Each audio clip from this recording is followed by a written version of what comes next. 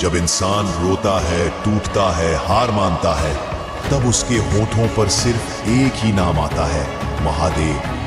दर्द चाहे जितना गहरा हो, पर पुकार हमेशा भोलेनाथ को ही लगती है। प्रभु मेरी पीड़ा शांत कर दो, कृपा करो। यही शब्द उसके दुखों की आग में तपते हुए दिल से निकलते हैं, और यही दुख उसे उस परम सत्य के पास ले जाते हैं जहां महादेव की करुणा सब कुछ बदल देती है।